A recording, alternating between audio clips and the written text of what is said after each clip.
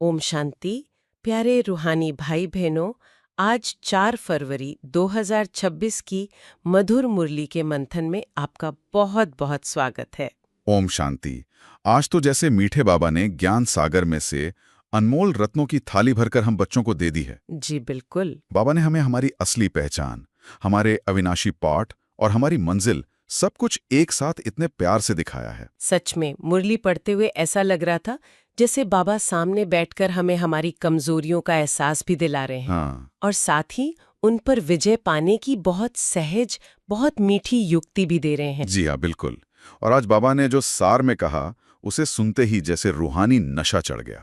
1 second में बाबा ने हमें हमारी पूरी 84 जन्मों की कहानी का सार बता दिया। हाँ, बाबा कहते हैं, मीठे बच्चे, संगम पर तुम्हें नई और निराली नॉलेज मिलती है। तुम जानते हो हम सब आत्माएं एक्टर्स हैं, एक का पार्ट ना मिले दूसरे से, इन कुछ शब्दों में ही कितना गहरा राज समाया हुआ है है ना? जी। सबसे पहले बाबा कहते हैं नई और निराली नॉलेज। अब ये ज्ञान नया क्यों है?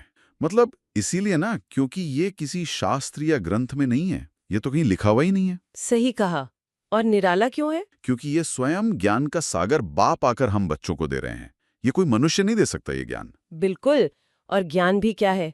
इतनी सी सहज बात कि हम सब आत्माएं एक्टर्स हैं। और ये स्मृति ही हमें सारे दुखों से, सारी चिंताओं से मुक्त कर देती है। सोचिए तो सही, जब हम खुद को एक एक्टर समझ लेते हैं तो जीवन में आने वाली हर परिस्थिति वो एक सीन लगने लगते हैं। फिर चाहे वो सुख का सीन हो या दुख का, मान का हो या अपमान का, हम साक्षी होकर उसे देख सकते हैं। बिल्कुल, क्योंकि एक्टर जानता है कि ये सब ड्रामा है, मैं तो इससे न्यारा हूं, मैं तो आत्मा हूं। सही कहा। और फिर बाबा ने जो हमें गारंटी दी है वो तो कमाल की है। कौन सी? यही कि एक का पार्ट न मिले दूसरे से। वाह, ये तो आज की दुनिया की सबसे बड़ी समस्या का समाधान है। आज की दुनिया में हर कोई एक दूसरे से तुलना कर रहा है। हाँ, हर कोई मेरे पास उससे कम क्यों है, मैं उसकी तरह क्यों नहीं हूँ, वो इतना आगे क्यों है। ये ईर्ष्या, ये प्रतिस्पर्धाई तो दुख का सबसे बड़ा कारण है। और बाबा एक सेकंड में इस बीमारी को जड़ से खत्म कर देते हैं। जी। जब मेरा पार्ट ही यूनिक है, मेरे जैसा पार्ट इस पूरे कल्प में कोई और बजा ही नहीं सकता, तो फिर किसी और से तुलना करने का तो सवाल ही नहीं उठता। बिल्कुल। ये तो अपने स्वमान में स्थित होने की सबसे ऊंची युक्ति है ना? बाबा हमें किसी और जैसा बनने को नहीं कह रहे। बाबा कह रहे तुम जो हो, जैसे हो, तुम्हारा पार्ट सर्वश्रेष्ठ है। वाह। बस अपने उस ओरिजिनल पार्ट को पहचानो और उसे खुशी खुशी बजाओ। आज बाबा ने शुरू में ही हमें इतना हल्का कर दिया। और जब हम इस नशे में स्थित होते हैं तो सबसे बड़ी चुनौती कहाँ से आती है? माया की तरफ से। जी हाँ, माया की तरफ से। वो इस नशे को उतारने की पूरी कोशिश करती है। इसीलिए शायद आज बाबा ने प्रश्नोत्तर में उसी का समाधान दिया है। जी, बाबा से पूछा गया है, माया पर जीत पाने के लिए तुम रूहानी योद्धाओं को, क्षत्रियों को कौन सी युक्ति मिली हुई है? प्रश्न में ही देखिए बाबा ने हमें हमारा टाइटल याद दिला दिया, रूहानी योद्धा। वाह। हम कोई साधारण आत्माएं नहीं है, हम क्षत्रिय हैं, हम योद्धा हैं। पर हमारी लड़ाई किसी देहधारी से नहीं है। नहीं, हमारी लड़ाई है 5 विकारों से, पुरानी दुनिया के संस्कारों से, अपने ही अंदर के रावण से। बिल्कुल। और इस लड़ाई को जीतने की युक्ति बाबा ने कितनी सहज दी है, मतलब कोई मुश्किल बात ही नहीं बताई। जी, बाबा का उत्तर है, हे रूहानी क्षत्रिय, तुम सदा श्रीमत पर चलते रहो, आत्म अभिमानी बन, बाप को याद करो, रोज सवेरे सवेरे उठ याद में रहने का अभ्यास डालो तो माया पर विजय प्राप्त कर लेंगे, उल्टे सुल्टे संकल्पों से बच जाएंगे।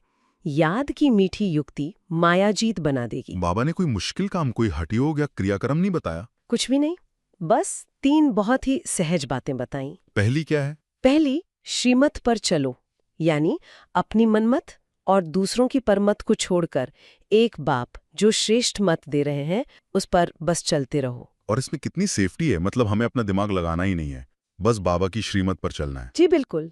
और दूसरी बात, आत्म अभिमानी बनो, हर कर्म करते हुए, चलते फिरते, उठते बैठते, ये स्मृति रहे कि मैं शरीर नहीं हूं, मैं इस शरीर को चलाने वाली चैतन्य शक्ति आत्मा हूं। जी। जैसे ही हम इस देह की दुनिया से न्यारे होकर आत्मिक स्थिति में टिकते हैं, माया का वार हो ही नहीं सकता, वो जगह ही नहीं बचती वार करने की। और तीसरी, जो सबसे शक्तिशाली युक्ति है, बाप को याद करो। जी, और बाबा ने इसे मीठी युक्ति कहा है, कठिन युक्ति नहीं। ये मीठी युक्ति शब्द कितना प्यारा है ना? याद कोई बोझ नहीं है, कोई मेहनत नहीं है। याद तो प्यार की निशानी है। हाँ, जिससे प्यार होता है उसकी याद तो सहज और स्वतः आती है, उसके लिए कोशिश नहीं करनी पड़ती। बिल्कुल। तो हमें बस बाप से दिल का सच्चा प्यार जोड़ना है। और बाबा ने समय भी बताया, रोज सवेरे सवेरे उठ याद में रहने का अभ्यास डालो। जी, अमृत वेले पर बाबा ने बहुत जोर दिया है। अमृत वेले का समय ही विजय का आधार है। उस समय जब हम शांत वातावरण में बैठकर बाबा से मीठी मीठी बातें करते हैं तो सारे दिन के लिए हमारी आत्मा की बैटरी चार्ज हो जाती है। फिर माया के उल्टे सुल्टे संकल्प आने से पहले ही खत्म हो जाते हैं। सही कहा। अमृत वेला ही हमारे रूहानी किले की तरह है। जी, जो बच्चे अमृत वेला संभाल लेते हैं वो सारा दिन माया के वार से सुरक्षित रहते हैं। तो चलिए आज बाबा की इन्हीं मीठी शिक्षाओं में और गहराई से गोता लगाते हैं, उनका प्यार से मंथन करते हैं।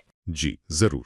आज बाबा ने सबसे पहले हमें इस बेहद के ड्रामा का राज बहुत सुंदर रीति से समझाया है। हाँ, हम सब आत्माएं जो अपने घर परमधाम में रहती हैं, वो इस विश्व नाटकशाला पर पार्ट बजाने वाली एक्टर्स हैं। और हमारे प्यारे शिव बाबा जो सुप्रीम सोल हैं, वो इस ड्रामा के ऊंच ते ऊंच एक्टर भी हैं, क्रिएटर भी हैं और डायरेक्टर भी हैं। वाह, मतलब सब कुछ वही है। वो खुद भी पार्ट बजाते हैं, लेकिन उनका पार्ट सबसे न्यारा और प्यारा है। और कितनी बड़ी गुत्थी बाबा ने सुलझा दी है कि पार्ट आत्मा का होता है, शरीर का नहीं। ये बहुत गहरी बात है। दुनिया में लोग शरीर को ही सब कुछ समझते हैं, जी, लेकिन बाबा कहते हैं असली एक्टर तो आत्मा है जो अविनाशी है। शरीर तो एक वस्त्र की तरह है जिसे आत्मा हर जन्म में बदलती है। जैसे हम कपड़े बदलते हैं। बिल्कुल। सतयुग में आत्माएं आत्माभिमानी होती हैं, उन्हें ये ज्ञान सहज स्मृति में रहता है। अच्छा, इसलिए जब एक शरीर पुराना होता है तो खुशी खुशी उसे छोड़कर दूसरा नया शरीर ले लेती हैं।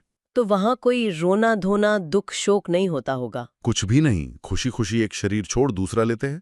और कलयुग में ठीक इसका उल्टा होता है।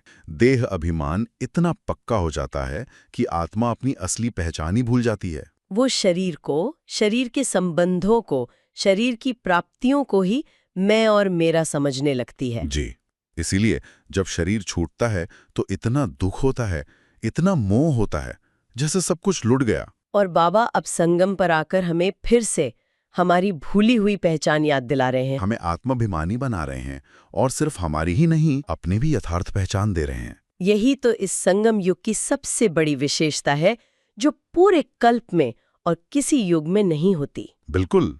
इसीलिए बाबा हमें नशा चढ़ाते हुए कहते हैं कि तुम ब्राह्मण शूद्रों और देवताओं से भी उत्तम हो। देवताएं वो आत्माभिमानी तो हैं, लेकिन उन्हें अपने बाप रचयिता का ज्ञान नहीं है। और शूद्र यानी कलयुगी मनुष्य, वो तो न आत्मा को जानते हैं न परमात्मा को। हम ब्राह्मण बच्चे इस समय दोनों ज्ञान से संपन्न है, स्व का ज्ञान भी और बाप का ज्ञान भी। इसीलिए बाबा कहते हैं इस समय तुम्हारी स्थिति सबसे श्रेष्ठ है, सबसे ऊंची है। जी, और इसी श्रेष्ठ स्थिति में स्थित होकर बाबा हमें सेवा का इशारा दे रहे हैं। हाँ, क्योंकि जब हमें इतना अनमोल खजाना मिला है तो उसे अपने तक तो नहीं रख सकते। नहीं, उसे बांटना भी तो है। जी, बाबा कहते हैं कि जैसे प्रदर्शनी या प्रोजेक्टर द्वारा तुम कितनों को बाप का परिचय देते हो, ज्ञान देते हो, तुम बहुत प्रजा बना रहे हो। जी, और बाबा ने यह भी स्पष्ट किया कि सब नंबरवार पुरुषार्थ अनुसार पद पाएंगे। मतलब सब एक जैसे नहीं बनेंगे। नहीं, कोई सूर्यवंशी राजा रानी बनेंगे, कोई चंद्रवंशी बनेंगे, कोई साहूकार बनेंगे, कोई साधारण प्रजा बनेंगे। हाँ, यहाँ भी पुरुषार्थ की बात है। बाबा ज्ञान तो सबको एक जैसा दे रहे हैं, लेकिन उसे जीवन में धारण करके उस अनुसार चलने में नंबर बन जाते हैं। और पुरुषार्थ के लिए बाबा ने आज हमें बहुत अच्छा जगाया। जी, बाबा कहते हैं हर बात में पुरुषार्थ करना होता है कि हम उनसे ऊपर जाएं। जैसे स्कूल में भी बच्चों में एक अच्छी भावना से रेस होती है ना, कि मैं इससे ज्यादा मार्क्स लाऊं। जी, यहाँ भी हमें रूहानी दौड़ में आगे बढ़ना है। और बाबा ने मिसाल दिया मम्मा का। वाह। मम्मा ने पुरुषार्थ करके दिखाया कि कैसे ज्ञान को स्वरूप में लाकर तीव्र गति से आगे बढ़ा जा सकता है। मम्मा ने कभी किसी बात में क्यों क्या नहीं किया, बस बाबा की हर श्रीमत को जी हाजिर कहकर फॉलो किया। सही कहा। बाबा चाहते हैं कि हम बच्चे भी भाषण करने में, बाबा का संदेश देने में होशियार बने। और बाबा को ऐसे सपूत बच्चे बहुत प्यारे लगते। जैसे बाबा ने मिसाल सुनाया कि जिसके 5 बच्चे थे, पर जब किसी ने पूछा तो उसने कहा कि मेरे सपूत तो 2 ही हैं। जो कमाकर घर में मदद करते हैं। जी, बाबा भी उन बच्चों को अपना सपूत बच्चा समझते हैं जो रूहानी सेवा में होशियार हैं, जो बाप का नाम रोशन करते हैं, जो बहुत प्रेम से भारत को स्वर्ग बनाने की सेवा में मददगार बनते हैं। वाह। और सेवा का लक्ष्य भी बाबा ने कितना स्पष्ट कर दिया भारत को स्वर्ग बनाना। जी। बाबा ने याद दिलाया कि रावण ने इस भारत को, जो कभी स्वर्ग था, उसे नर्क बना दिया है। और फिर एक बहुत सुंदर रहस्य खोला। कौन सा? कि एक सीता कैद में नहीं थी, लेकिन तुम सब सीताएं रावण की कैद में थीं, जिनसे अब राम यानी शिव बाबा आकर छुड़ा रहे हैं। हम सब आत्माएं जो राम शिव बाबा की सीताएं हैं, इस देह अभिमान और 5 विकारों रूपी रावण की लंका में, इस पतित दुनिया में 63 जन्मों से कैद थीं। और अब राम स्वयं आकर हमें इस कैद से छुड़ा रहे हैं और वापस अपने साथ सुख की दुनिया सतयुग में ले जाने आए हैं। शास्त्रों में तो बस एक सीता की कहानी है, लेकिन बाबा हम सब बच्चों की यथार्थ कहानी सुना रहे हैं। और इसी छुड़ाने की प्रक्रिया में बाबा हमें रूहानी क्षत्रिय बनाते हैं। दुनिया में जिस्मानी क्षत्रिय होते हैं जो बाहुबल से, हथियारों से लड़ते हैं। जी। लेकिन हमारी लड़ाई किसी मनुष्य से नहीं है। हम रूहानी क्षत्रिय हैं जो श्रीमत के आधार पर माया से लड़ते हैं, अपने ही पुराने संस्कारों से लड़ते हैं। बिल्कुल, हमारी लड़ाई बहुत सूक्ष्म है, ये संकल्पों के स्तर पर होती है। हमारा युद्ध का मैदान हमारा अपना मन है। और हमारा हथियार क्या है? कोई बॉम्ब या मिसाइल नहीं। नहीं। हमारा सबसे शक्तिशाली हथियार है बाप की मीठी याद। वाह! बाबा कितना निश्चय दिलाते हैं, बच्चे मुझे याद करने से फिर माया खाएगी नहीं, तुम्हारे विकर्म विनाश होंगे और तुमको उल्टा सुल्टा संकल्प नहीं आएगा। कितनी सहज विधि है ना? जब भी मन में कोई व्यर्थ संकल्प आए, कोई पुराना संस्कार तंग करे, तो उससे लड़ने या घबराने की जरूरत नहीं है। तो क्या करना है? बस बाबा की याद में बैठ जाओ, बाबा से मीठी मीठी बातें करो। और जैसे ही हम बाप की याद में जुड़ते हैं, माया अपने आप भाग जाती है। हाँ। इसीलिए बाबा ने सवेरे उठकर अभ्यास करने पर बहुत जोर दिया है। आत्मा खुद से बात करे और फिर बाबा से बात करे। बाबा आप कितने मीठे हो, आप हमें त्रिकालदर्शी बना रहे हो। ये प्यार का संबंध ही हमारी शक्ति का स्रोत है। यही हमारा युद्ध का मैदान है और यही हमारी विजय का आधार है। इसके बाद बाबा ने सृष्टि के उल्टे झाड़ का रहस्य भी बहुत प्यार से समझाया। जी। बाबा कहते हैं कि इस मनुष्य सृष्टि रूपी झाड़ का मैं बीज रूप हूँ। और जैसे एक छोटे से बीज में सारे झाड़ का, उसकी टहनियों, पत्तों, फलों का ज्ञान समाया होता है, वैसे ही मुझ बीज रूप बाप में सारी सृष्टि के आदि मध्य अंत का ज्ञान है। वाह! सब आत्माएं अपने अपने धर्म के सेक्शन से समय पर ऊपर से नीचे आती हैं अपना पार्ट बचाने। और बाबा ने एक और बहुत बड़ा भ्रम दूर किया। कौन सा? दुनिया में लोग समझते हैं कि भगवान ने फलाने पैगंबर को भेजा या धर्म स्थापन करने के लिए किसी को भेजा। हाँ, ऐसा ही मानते हैं। बाबा कहते हैं मैं किसी को भेजता नहीं हूँ, ये सब ड्रामा में अनादि नूंधा हुआ है। अच्छा, तो सब अपने समय पर आते हैं? जी, हर एक्टर अपने निश्चित समय पर स्टेज पर आता है, अपना पार्ट बजाता है। लेकिन बाबा का आना सबसे यूनिक है। बिल्कुल, बाबा खुद संगम पर आते हैं जब ये झाड़ पूरा पुराना जड़ जड़ीभूत हो जाता है। तब आके एक नए धर्म यानी आदि सनातन देवी देवता धर्म और एक नई राजधानी की स्थापना करते हैं।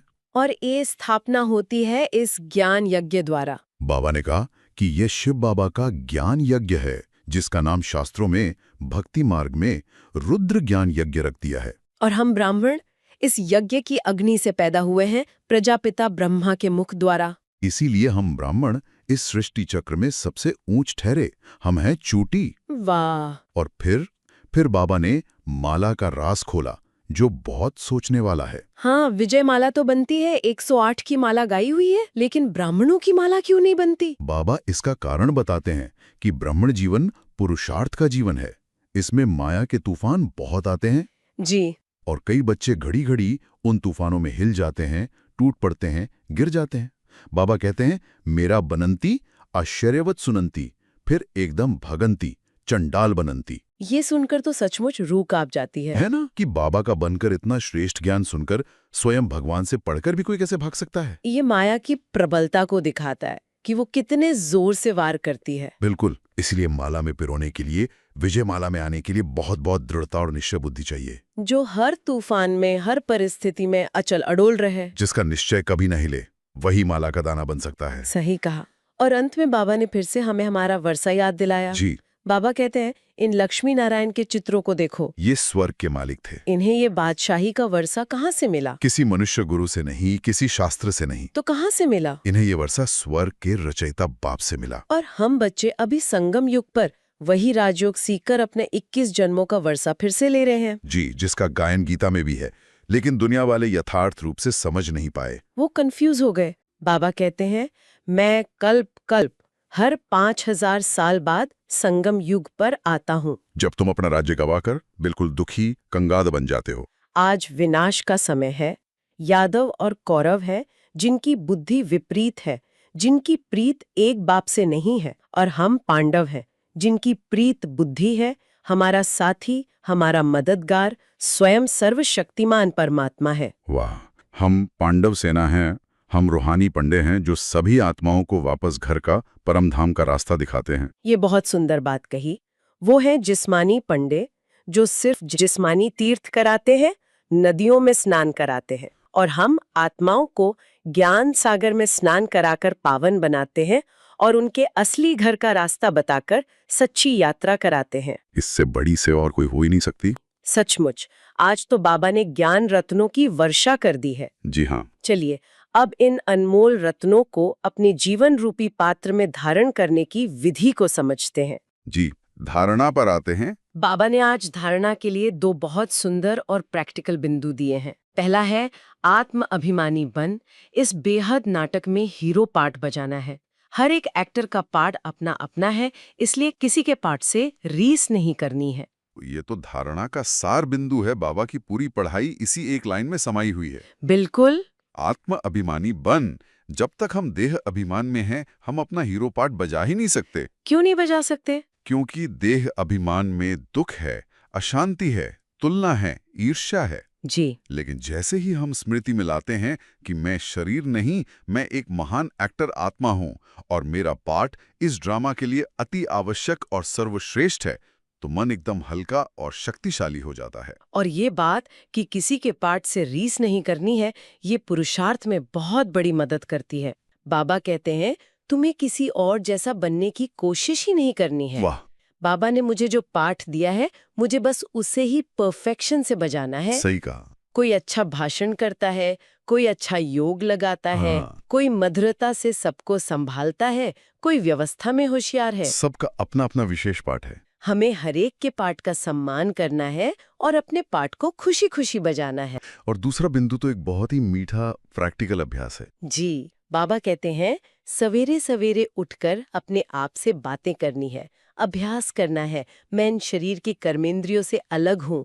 बाबा, आप कितने मीठे हो। आप हमें सृष्टि के आदि मध्य अंत का ज्ञान देते हो। ये अमृत वेले की रूरेहान है। दिन की शुरुआत ही स्वस्थिति और बाप की स्मृति से हो। पहले खुद से बात करना, मैं कौन हूँ। मैं ये शरीर नहीं, मैं इन आंखों से देखने वाली, इन कानों से सुनने वाली एक चैतन्य शक्ति आत्मा हूँ।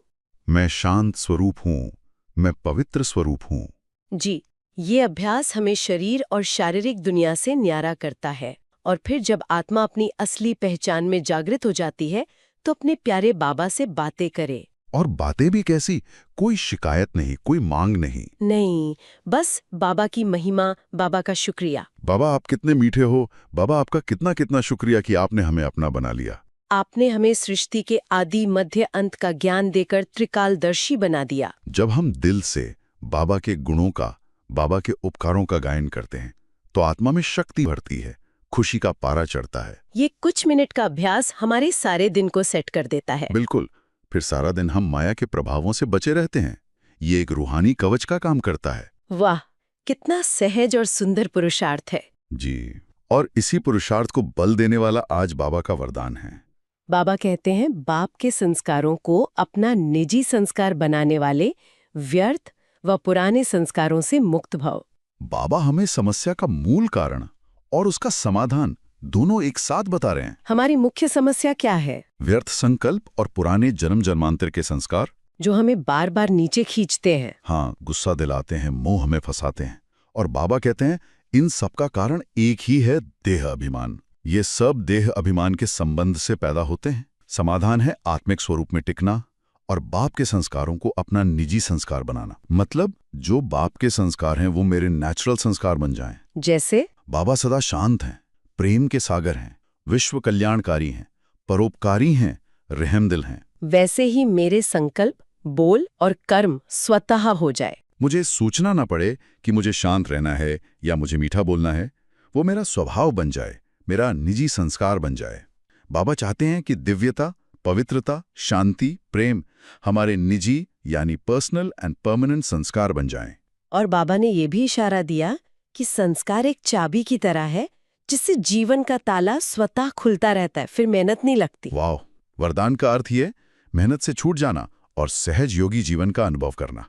और आज का स्लोगन तो जैसे इसी वरदान को प्रैक्टिकल रूप देने की विधि बता रहा है। जी, स्लोगन है आत्मिक स्थिति में स्थित रहे, अपने रथ शरीर द्वारा कार्य कराने वाले ही सच्चे पुरुषार्थी हैं। वाह, वरदान और स्लोगन में कितना सुंदर कनेक्शन है। बिल्कुल। वरदान में बाबा ने लक्ष्य दिया कि बाप समान संस्कार बनाओ, और स्लोगन में उस लक्ष्य को पाने की विधि बता रहे हैं कि वो बनेंगे कैसे। और विधि क्या है? विधि है आत्मिक स्थिति में स्थित रहो, खुद को आत्मा समझो और इस शरीर को अपना रथ समझो। मैं आत्मा इस शरीर रूपी रथ का सारथी हूँ, मालिक हूँ। जी, यह शरीर मेरा एक साधन है, मैं इसका गुलाम नहीं हूँ। जब यह स्मृति पक्की हो जाती है तो हम अपनी कर्मेंद्रियों से श्रेष्ठ कर्म करा सकते हैं। बहुत सुंदर उदाहरण है ये। जब सारथी सजग होता है और लगाम उसके हाथ में होती है तो घोड़े, मतलब हमारी कर्मेंद्रियां, हाँ, वो सही दिशा में चलते हैं। लेकिन अगर सारथी ही सोया हुआ है, यानी आत्मा देह अभिमान की नींद में है, तो घोड़े उसे कहीं भी भटकाकर खड्डे में गिरा देंगे। तो सच्चा पुरुषार्थ यही है कि हम मालिक बनकर, सारथी बनकर इस रथ को चलाएं। यही पुराने संस्कारों से मुक्त होने की एकमात्र कुंजी है। जी, और आज बाप दादा ने हम बच्चों को अव्यक्त इशारों में एकता और विश्वास की विशेषता पर बहुत सुंदर इशारा दिया है। जी, बाप दादा कहते हैं, जैसे बाप ने आप सबको कोने कोने से ढूंढ कर निकाल लिया, अनेक वृक्षों की डालियां अब एक ही चंदन का वृक्ष हो गया है। हम सब अलग अलग धर्मों, जातियों, भाषाओं, संस्कारों की डालियां थे। कोई कहाँ दुनिया में बिखरा हुआ था। और बाप ने आकर हम सबको अपने ज्ञान चंदन से शीतल करके एक कर दिया। अब हम एक ईश्वरीय परिवार, एक चंदन का वृक्ष बन गए हैं जिसकी खुशबू सारी दुनिया में फैल रही है। जी हाँ, और बाप दादा विशेष माताओं की महिमा करते हुए कहते हैं कि दुनिया में लोग कहते हैं कि 2-4 माताएं भी इकट्ठी नहीं रह सकती, उनमें आपस में बनती नहीं है। और तुम माताएं, तुम शक्तियां सारे विश्व में एकता स्थापन करने के निमित्त हो। ये कितनी बड़ी बात है। बाप दादा कहते हैं, तुम्हारी आपसी एकता, तुम्हारा आपसी स्नेह ही बाप की प्रत्यक्षता का सबसे बड़ा सबूत बनेगा। बिल्कुल। जब दुनिया देखेगी कि ये हजारों लाखों लोग जो अलग अलग पृष्ठभूमि से आए हैं, कितने प्यार से, कितनी एकता से एक होकर रह रहे हैं, तो वो खुद कहेंगे कि जरूर इन्हें पढ़ाने वाला, इन्हें एक बनाने वाला स्वयं भगवान है। कोई साधारण मनुष्य ये कार्य नहीं कर सकता। हमारा आपसी स्नेह, हमारी एकता ही सबसे बड़ी सेवा है, सबसे बड़ा प्रत्यक्षता का प्रमाण है। जी, आज बाबा ने हमें हमारी हर पहचान की, हर विशेषता की बहुत गहराई से स्मृति दिलाई है और पुरुषार्थ के लिए भी बहुत उमंग उत्साह दिलाया है। तो चलिए आज के इन शक्तिशाली शिक्षाओं को अपने अंदर समाने के लिए, इन्हें अपना स्वरूप बनाने के लिए कुछ पल स्वमान का अभ्यास करते हैं। मैं इस बेहद ड्रामा की एक हीरो एक्टर आत्मा हूँ। मेरा पाठ सर्वश्रेष्ठ और अविनाशी है। मैं एक रूहानी योद्धा हूँ। बाप की मीठी याद ही मेरा सबसे शक्तिशाली शस्त्र है। मैं आत्माभिमानी आत्मा हूँ। यह शरीर मेरा रथ है और मैं इसका मालिक सारथी हूँ। मैं बाप समान विश्व कल्याणकारी आत्मा हूँ। मेरे हर संकल्प से, हर बोल से विश्व को शक्ति मिलती है। ओम शांति। आज बाबा ने हमें हमारे हीरो पाठ की स्मृति दिलाकर हमें हर प्रकार की तुलना और ईर्ष्या से मुक्त कर दिया है। जब हम स्वयं को एक अविनाशी एक्टर समझते हैं जिसका पाठ सबसे अनोखा और कल्याणकारी है, तो जीवन की हर परिस्थिति एक खेल लगने लगती है। और बाबा ने मायाजीत बनने की जो मीठी युक्ति दी है, बस बाप को याद करो, वो कितनी सहज और शक्तिशाली है। और बाबा के वरदान और स्लोगन ने हमें पुराने संस्कारों से मुक्त होने की बहुत स्पष्ट विधि बताई है। बस आत्मिक स्थिति में स्थित होकर इस रथ को चलाना है, मालिक बनके। और जब हम मालिक बन जाते हैं तो संस्कार स्वतः ही दिव्य बन जाते हैं।